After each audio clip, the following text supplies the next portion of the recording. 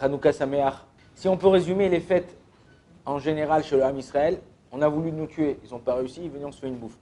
Ok, donc en général, pourquoi on mange? Il y en a qui mangent des soufgania, vous avez mangé des soufgania à la yeshiva, vous avez mangé des beignets à la yeshiva. Oui. Il y en a qui croient que les beignets, c'est comme les antibiotiques, de le matin, de le soir, pendant 8 jours. Non, les beignets, c'est pas ça. On apprend de chaque chose qu'on mange dans le Ham Israël, on apprend quelque chose.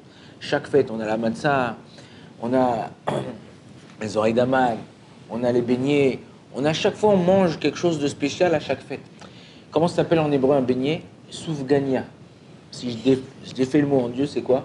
Sofeg ya. Sofgin ya. C'est qu'on s'inspire, on absorbe la spiritualité. Et on voit dans le beignet comment il est fait le beignet. Je vous parle des beignets authentiques israéliens qu'on appelle soufgania. C'est une boule. Ok, ça représente le monde. Le monde, il est rond. Jamais le monde, il s'arrête. Il est toujours en action. Nous aussi, un juif, il doit être toujours en action. Une fois, tu es en haut, une fois, tu es en bas, une fois, tu es... Maintenant, le juif, il a l'air extérieurement comme tout le monde. Ok, c'est un truc, tu mets une casquette, un truc jeans, machin, mais le juif, il a ce qu'on appelle en hébreu une pnimiout, un intérieur, quelque chose qui le délimite, qui le change des autres. C'est quoi, c'est cette pnimiout? Dans le beignet, qu'est-ce qu'on a dans le beignet? On a dans les beignets israéliens, ils injectent à l'intérieur ou du chocolat, ou de la confiture, ou quelque chose. Donc quand tu manges le beignet, ça va, c'est pas forcément sucré. Si tu l'as pas un peu trempé dans le truc, c'est pas forcément sucré. Quand tu arrives au milieu, quand tu arrives à la pnimiout, ouais, alors là, il y a quoi? Il y a la douceur. C'est ce qu'on appelle les métikoutes. La même chose. Un juif, il doit savoir que tout ce qu'on a dans notre vie, c'est pas ça le but. Si quelqu'un il fait de sa vie le but de sa voiture, le but de sa maison, le but de sa femme, le but de ses enfants, alors c'est quelque chose qui t'aide à grandir et à avancer dans Avodat Hashem. Mais c'est pas ça le but. Le but c'est ce qu'on dit iteruta delitata. C'est une itorerut de l'intérieur, d'en bas, qui doit venir de nous. Et c'est ce qui s'est passé avec les Hashmonaïm. Ils ont commencé à allumer la mèche, ils étaient peu. Regarde, on dit comme ça. Ksat mi'achosher, ksat mi'aor docher arbe chosher. Peu de lumière, ouais, repousse beaucoup d'obscurité. Si je rentre dans cette pièce, elle est toute noire. Vous n'avez pas allumé la lumière, il fait nuit. J'arrive avec mon petit, aujourd'hui on a les petits téléphones ou un téléphone, j'arrive, j'allume la torche. Et ben, la torche combien c'est? C'est pas comme un néon qu'on a en haut. C'est une torche, une petite lumière. Mais grâce à ça, j'arriverai plus ou moins à me déplacer, à voir ce qu'il y a autour de moi. La même chose. Dans la vie, il faut savoir que nous, on doit commencer. On va dire, ouais, je suis un bon rien, je sais rien faire, je peux pas, je sais pas, truc, je suis nul.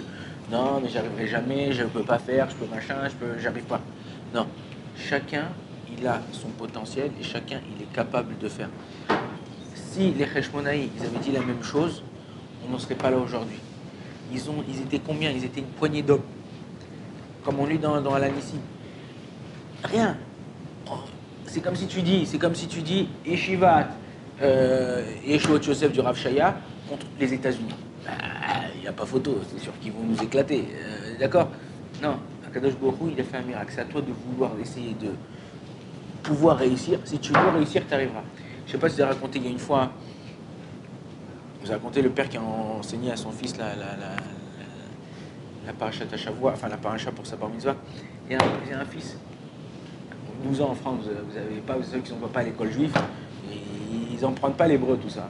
Donc qu'est-ce qu'ils font, le père? Ils ont une communauté de la synagogue, ils envoient leur fils, à l'âge de 12 ans, comme ça, le rav de la communauté, il les prend, il leur apprend un peu à lire, un peu la Torah, et pour Shema Israël, et quand il s'arrive le jour de leur bar mitzvah, ils montent à la Torah, ils font... Donc un père, il a pris le rav de la communauté, il lui a dit, voilà mon fils, dans 6 mois c'est la bar mitzvah, je veux que tu apprennes à lire, la truc, il n'y a pas de problème, il prend tout. 1 mois, 2 mois, 3 mois, 4 mois, au bout de 4 mois, son père il apprend, il dit, viens voir ici mon fils. Montre-moi, alors qu'est-ce que tu es, c'était Shabbat, montre-moi ce que tu sais lire et tout ça.